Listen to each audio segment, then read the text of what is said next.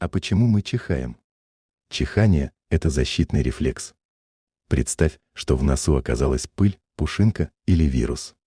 Нервная система дает сигнал, и ты делаешь резкий сильный выдох. Воздух вылетает со скоростью поезда, чтобы выдуть все лишнее наружу. Так организм очищает нос и защищает легкие от вредных частиц. Обычно это происходит неожиданно, но всегда на пользу здоровью. Будьте здоровы!